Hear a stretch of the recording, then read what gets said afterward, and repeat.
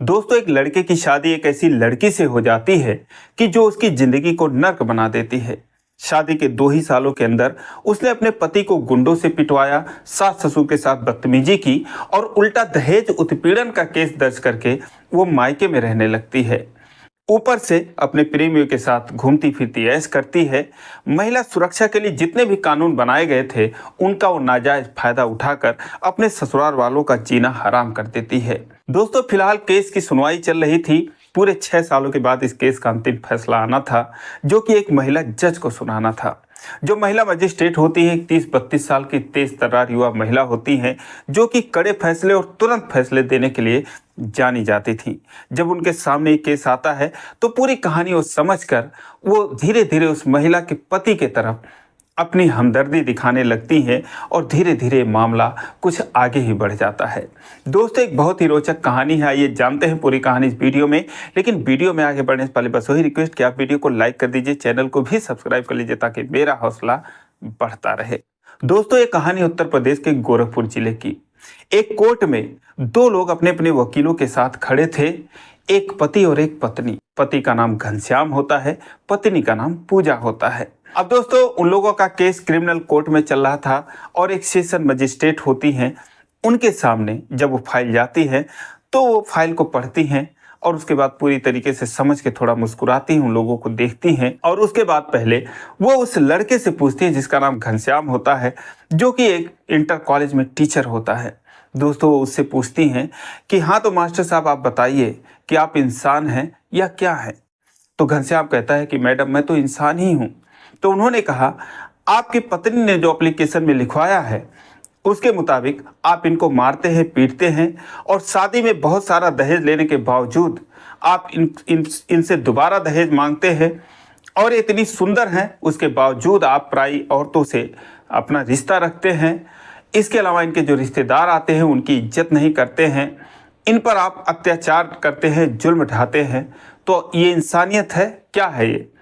अब इस पर जो है घनश्याम होता है वो बोलता है कि मैडम, ये सारी चीज़ें जो हैं वो झूठी हैं, ऐसा कुछ भी नहीं है, मैंने ऐसा कुछ भी नहीं किया है। फिर वो कहती हैं, पूजा से पूछती हैं कि पूजा, आप बताइए कि आपने जो सारा कुछ लिखवा रखा है वो सही है या गलत है।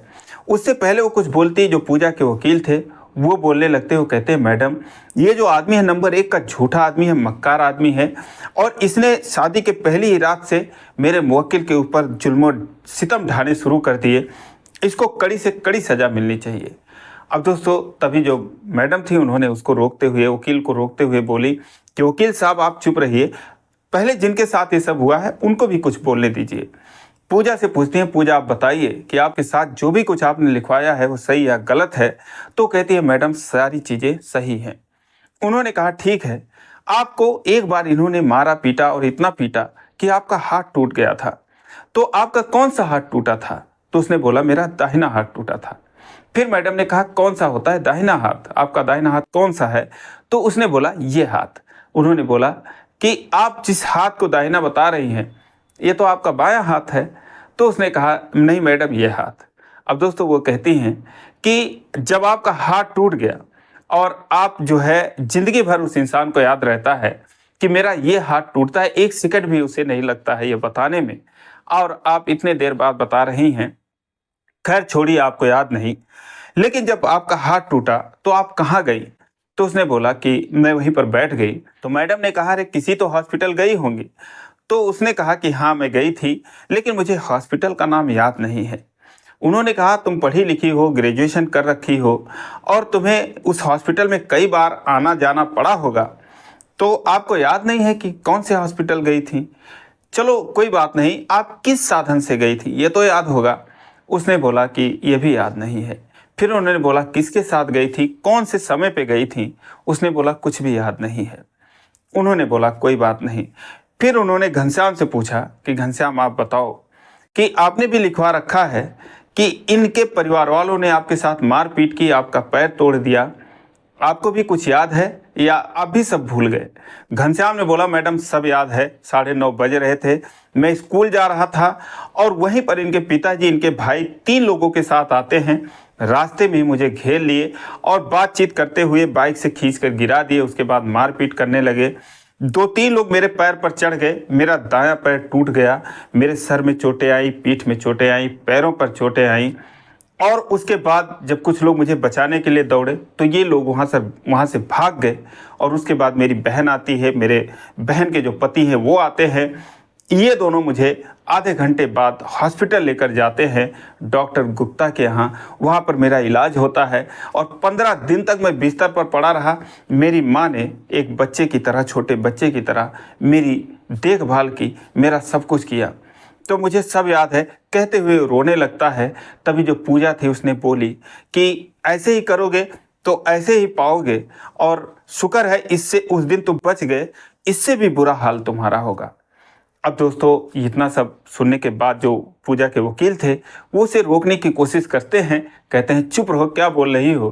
तो जो जज थी वो कहती हैं कि वकील साहब आप उन्हें बोलने दीजिए, अगर आप लोग बीच में ना आए तो किसी भी केस का निपटारा बहुत ही आसानी से हो सकता है, इतना भी वक्त नहीं लगता है सच और झूठ को पहचानने में।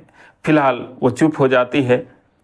उसके बाद वो पूछती हैं कि तुम लोगों के बीच में झगड़े की असल वजह क्या है, ये बताइए।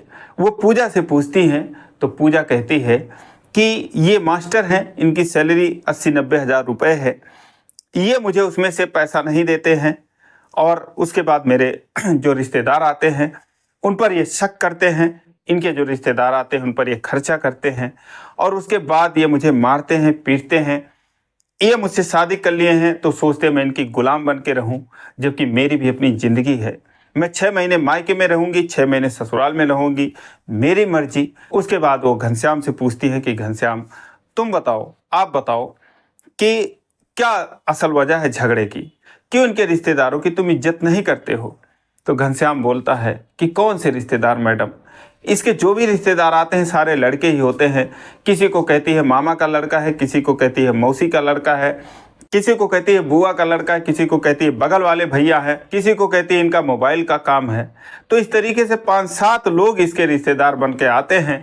उसके बाद भी इनके साथ वो चली जाती है, कहती मैं भाई के साथ जा रही हूँ घूमने। उसके बाद शाम को आती है और उन्हीं लोगों से बात करती है।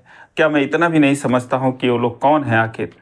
उसके बाद फिर ये जो है, मैं कुछ कहता हूँ तो मुझसे लड़ाई करती है, उन्हीं लोगों से धमकी दिलवाती है। और उसके बाद ये कहती है कि तुम्हें, तुम्हारे परिवार को मैं गायब करवा दूंगी।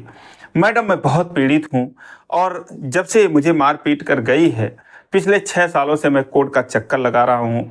लगाते लगाते थक गया हूँ। मैं अपनी नौकरी देखूँ या अपने माता पिता देखूँ, या फिर मैं जो है कोर्ट के चक्कर काटता रहूँ। मेरी सैलरी से तो ये 20,000 रुपये गुजारा भत्ता के रूप में ले लेती है, और उससे अपना ये उड़ाती है, ऐश करती है, घूमती है फिरती है, इसको तो कोई टेंशन ही नहीं है। मुझे जो है इससे छुटकारा दिलवाइए, मुझे न्याय दिलवाइए। अब दोस्तों इतना सब कहते हुए जो घनश्याम है वो लगभग रोने लगता है। वो कहता है कि इसकी धमकियों से मैं तंग आ गया हूँ, ये मुझे कई लोगों से धमकी दिलवाती है और मैं डर गया हूँ, मेरी माँ डर गई है, मेरे पिताजी डर गए हैं, हम लोग चैन से सो नहीं पाते हैं। तभी जो पूजा थी वो कहती है कि तुम्हें ज़िंदगी में मैं चैन से नहीं सोने दूंगी, और ये मेरे सैलरी के आधे पैसे मांगती है। तभी दोस्तों पूजा कहती है कि आधा नहीं तुम्हें पूरा देना पड़ेगा, अगर नहीं दोगे तो फिर देखो मैं तुम्हारा क्या हाल करती हूँ। अब दोस्तों फिर जो घनश्याम है बोलता है देखिए मैडम, आप लोगों के सामने मुझे धमकी दे रही है, बताइए मैं कैसे अपना गुजारा करूँ। अरे मैं तो इतना तंग आ गया हूँ कि मेरे माँ बाप नहीं होते तो मैं पता नहीं क्या कर लेता, लेकिन यही सोचता हूँ कि मेरे बाद उनको कौन देखेगा। फिर पूजा कहती है कि अपने माँ बाप को भी ले जाना अपने साथ। दोस्तों तभी जो उसके वकील थे उसे चुप कराते हैं। तो जो मैडम थी वो बोलती हैं वकील साहब, आपकी तो मुवक्किल आप तो कह रहे थे बड़ी मासूम है, बड़ी नासमझ है, और सबके सामने धमकी दे रही है, इस पर क्या कहेंगे आप। अब दोस्तों चुप हो जाते हैं। फिर मैडम कहती हैं ठीक है, तुम अपने पति के साथ जाओगी या नहीं जाओगी, उनके साथ रहोगी कि नहीं रहोगी।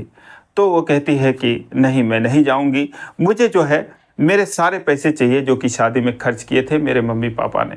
इस पर जो घनश्याम था बोलता है कि मैडम ये सारे सामान ले जा चुकी है, अपना बेड बिस्तरा सब ले जा चुकी है, बर्तन एक चद्दर तक इसने नहीं छोड़ा, और गहने वगैरह सब ले जा चुकी है।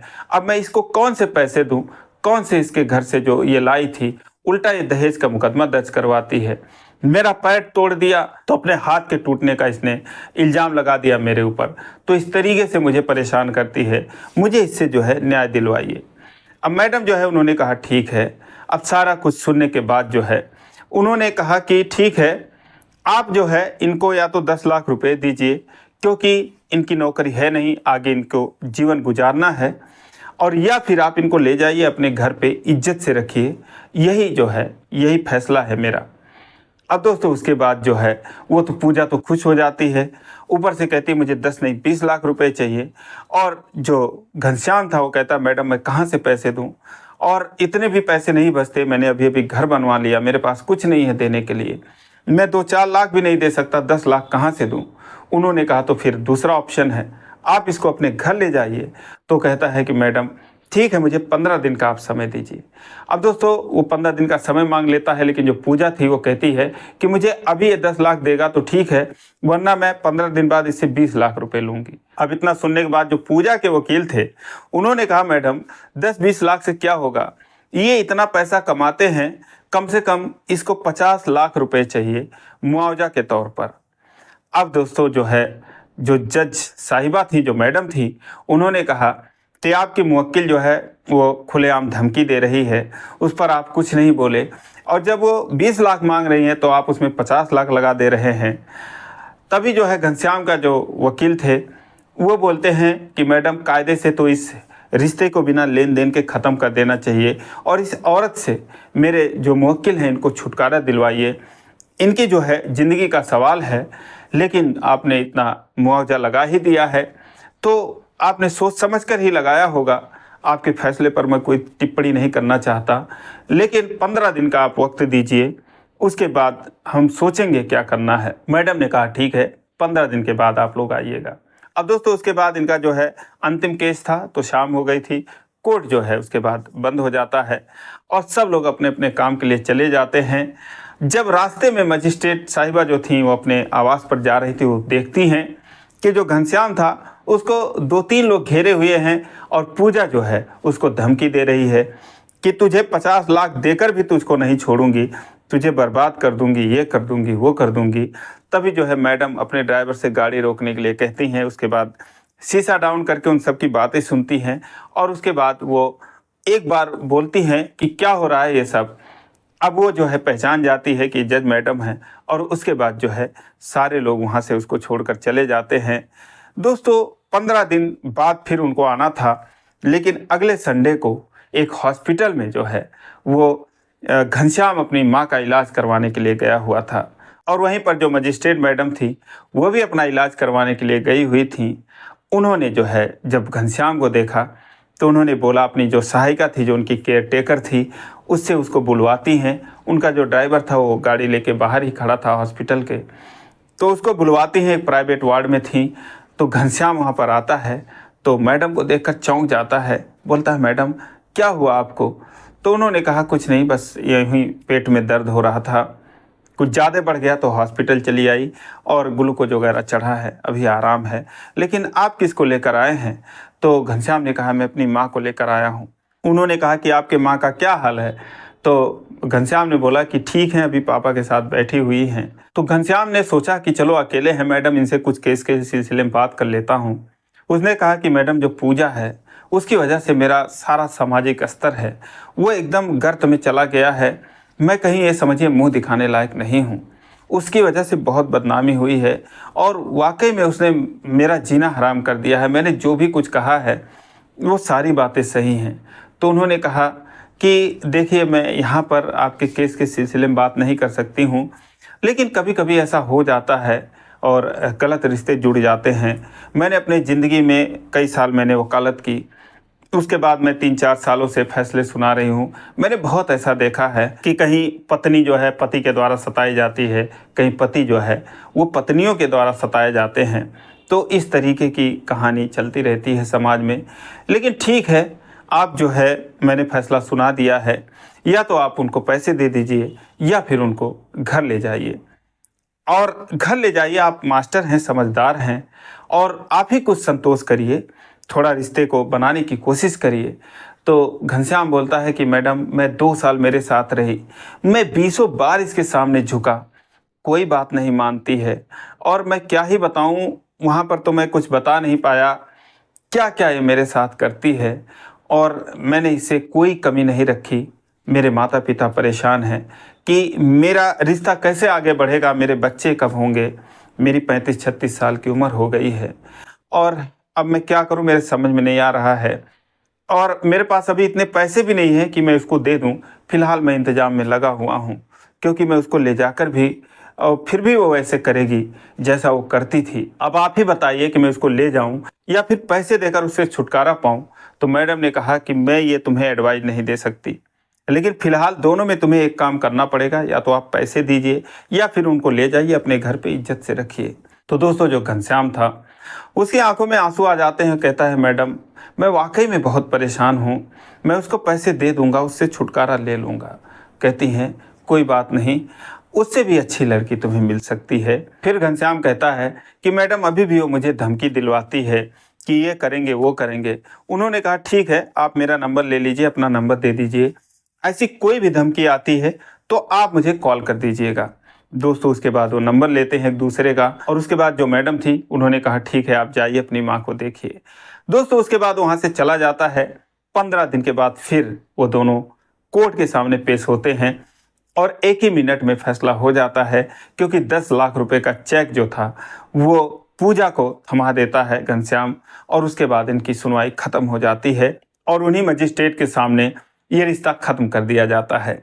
दोस्तों 1 महीने बीतते हैं। फिर एक दिन जो मैडम थी वो जो है घनश्याम को कॉल करती हैं, कहती हैं क्या हाल है मास्टर साहब, अब तो कोई धमकी वगैरह नहीं आ रही है। अब जैसे वो देखता है मैडम का फ़ोन वो हैरान रह जाता है। वो बोलता है कि मैडम मैंने उसको जैसे ही पैसे दिया, उसने शादी कर ली किसी से, अब क्या धमकी देगी। तो मैडम ने कहा ठीक है, अब तुम भी अपनी कहीं शादी कर लो, क्या करोगे, रिलेशन में ऐसा होता रहता है और हर कोई भुक्तभोगी है इन सब चीज़ों का, कहीं ना कहीं कोई नहीं बचा है। फिर टीचर ने कहा मैडम आप लोग तो बचे होंगे इन सब चीज़ों से।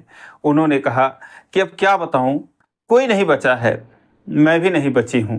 फिर वो अपनी कहानी कहने लगती हैं कि जब मैं कॉलेज में थी, पढ़ रही थी, तो एक लड़का डॉक्टर बनकर मुझसे मिला, हम दोनों की बातचीत होने लगी, घूमने फिरने लगे। फिर वो मेरे ऊपर रिलेशन बनाने का दबाव बनाने लगा, लेकिन जब मैंने उसके बारे में पता किया तो पता चला कि एक नंबर 1 का ठग है। फिर मैंने उससे पीछा छुड़ाया तो वो मेरा जो है कॉल रिकॉर्डिंग जो है वायरल करने की धमकी देने लगा। फिर मैंने कानून का सहारा लिया और बहुत मशक्क़त के बाद मैंने उससे पीछा छुड़ाया। तो ये समझिए कि कोई नहीं बचा है, लेकिन अब आप जो है शादी कर लीजिए और आप इतने अच्छे हैं, किसी अच्छी लड़की से आप शादी कर लीजिए।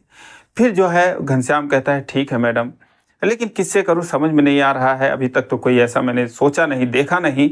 तो उन्होंने कहा ठीक है, आपके पास जो है आज जो है किसी लड़की का फ़ोन आएगा और आप उससे बात कर लीजिएगा। अब दोस्तों वो चौंक जाता है, बोलता है कौन सी लड़की मैडम। वो बोलते हैं बस आप बात कर लीजिएगा, किसी का फ़ोन आएगा। अब दोस्तों उसके बाद वो फ़ोन काट देती हैं, लेकिन मास्टर साहब जो थे वो फ़ोन का इंतज़ार करने लगते हैं बेसब्री से कि किसी लड़की का फ़ोन आए, लड़की का फ़ोन आएगा।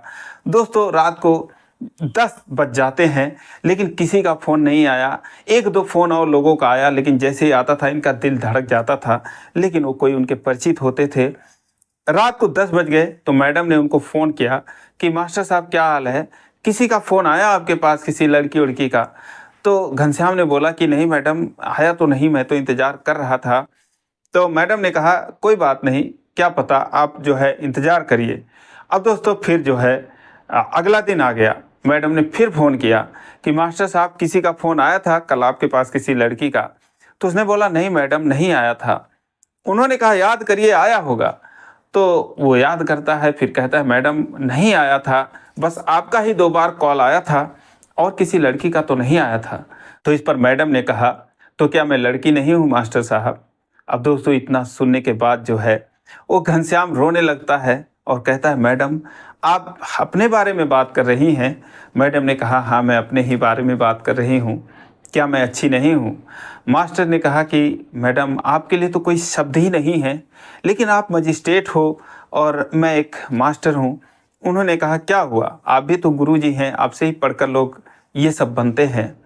अब दोस्तों उसके बाद जो है मास्टर साहब के पास कोई शब्द नहीं था, लेकिन फिलहाल दोनों लोग एक दूसरे से मिलते हैं और फिर अपनी बातचीत करते हैं, दोनों में प्यार होता है और फिर आगे चलकर दोस्तों ये लोग शादी करते हैं। तो दोस्तों ये रही कहानी, आपको कैसी लगी कमेंट करके ज़रूर बताना, और वीडियो अच्छी लगी हो तो वीडियो को लाइक नहीं किया तो लाइक कर दीजिए, चैनल को सब्सक्राइब कर लीजिए। फिर मिलेंगे अगले वीडियो में, तब तक के लिए जय हिंद।